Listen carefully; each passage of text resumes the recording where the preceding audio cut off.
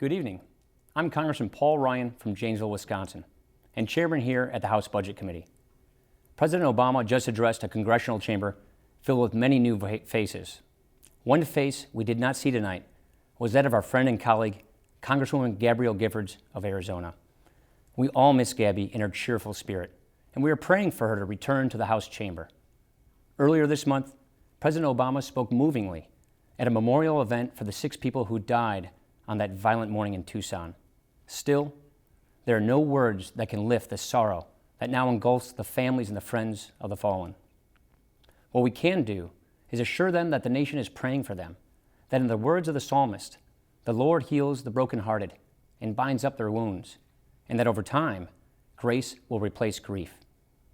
As Gabby continues to make encouraging progress, we must keep her and the others in our thoughts as we attend to the work now before us.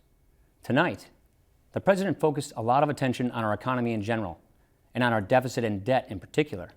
He was right to do so, and some of his words were reassuring. As chairman of the House Budget Committee, I assure you that we want to work with the President to restrain federal spending. In one of our first acts in the new majority, House Republicans voted to cut Congress's own budget, and just today, the House voted to restore the spending discipline that Washington sorely needs. The reason is simple. A few years ago, reducing spending was important. Today, it's imperative. Here's why. We face a crushing burden of debt.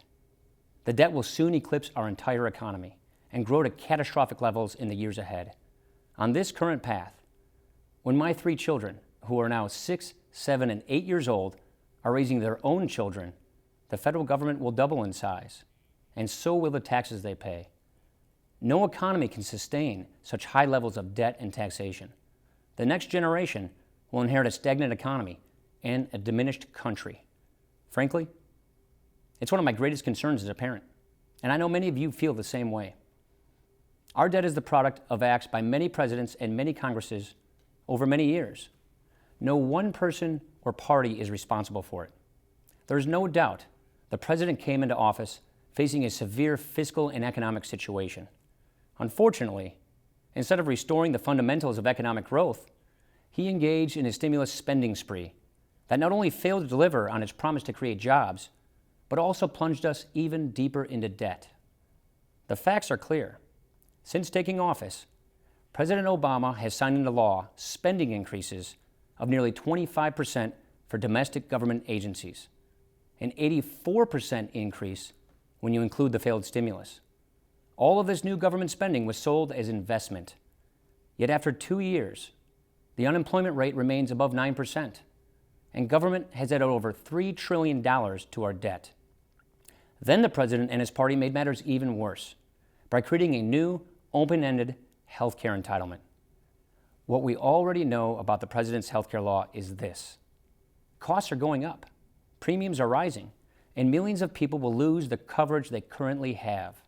Job creation is being stifled by all of its taxes, penalties, mandates, and fees. Businesses and unions from around the country are asking the Obama administration for waivers from the mandates. Washington should not be in the business of picking winners and losers. The president mentioned the need for regulatory reform to ease the burden on American businesses. We agree, and we think its healthcare law would be a great place to start. Last week, House Republicans voted for a full repeal of this law, as we pledged to do, and we will work to replace it with fiscally responsible, patient-centered reforms that actually reduce costs and expand coverage. Healthcare spending is driving the explosive growth of our debt, and the president's law is accelerating our country toward bankruptcy. Our debt is out of control. What was a fiscal challenge is now a fiscal crisis. We cannot deny it. Instead, we must, as Americans, confront it responsibly. And that is exactly what Republicans pledged to do. Americans are skeptical of both political parties, and that skepticism is justified, especially when it comes to spending. So hold all of us accountable. In this very room, the House will produce, debate, and advance a budget. Last year, in an unprecedented failure, Congress chose not to pass or even propose a budget. The spending spree continued unchecked. We owe you a better choice and a different vision. Our forthcoming budget is our obligation to you, to show you how we would do things differently, how we will cut spending to get the debt down, help create jobs and prosperity, and reform government programs. If we act soon, and if we act responsibly, people in and near retirement will be protected. These budget debates are not just about the programs of government. They're also about the purpose of government. So I'd like to share with you the principles that guide us. They are anchored in the wisdom of the founders, in the spirit of the Declaration of Independence, and in the words of the American Constitution. They have to do with the importance of limited government and with the blessing of self-government. We believe government's role is both vital and limited to defend the nation from attack and provide for the common defense, to secure our borders, to protect innocent life, to uphold our laws and constitutional rights, to ensure domestic tranquility and equal opportunity, and to provide a safety net, to help provide a safety net for those who cannot provide for themselves. We believe that the government has an important role to create the conditions that promote entrepreneurship, upward mobility, and individual responsibility. We believe, as our founders did, that the pursuit of happiness depends on individual liberty, and individual liberty requires limited government. Limited government also means effective government. When government takes on too many tasks, it usually doesn't do any of them very well. It's no coincidence that trust in government is at an all-time low now that the size of government is at an all-time high. The President and the Democratic leadership have shown by their actions that they believe government needs to increase its size and its reach, its price tag and its power. Whether sold as stimulus or repackaged as investment, their actions show they want a federal government that controls too much, taxes too much, and spends too much in order to do too much. And during the last 2 years, that is exactly what we have gotten, along with record deficits and debt, to the point where the President is now urging Congress to increase the debt limit. We believe the days of business as usual must come to an end. We hold to a couple of simple convictions. Endless borrowing is not a strategy. Spending cuts have to come first. Our nation is approaching a tipping point. We're at a moment where if government's growth is left unchecked and unchallenged, America's best century will be considered our past century. This is a future in which we will transform our social safety net into a hammock, which lulls able-bodied people into lives of complacency and dependency.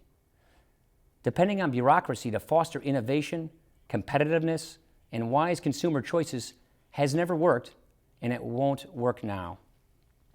We need to chart a new course.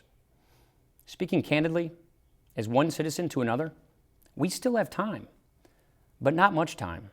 If we continue down our current path, we know what our future will be. Just take a look at what's happening to Greece, Ireland, the United Kingdom, and other nations in Europe. They didn't act soon enough, and now their governments have been forced to impose painful austerity measures, large benefit cuts to seniors, and huge tax increases on everybody. Their day of reckoning has arrived. Ours is around the corner. That is why we have to act now.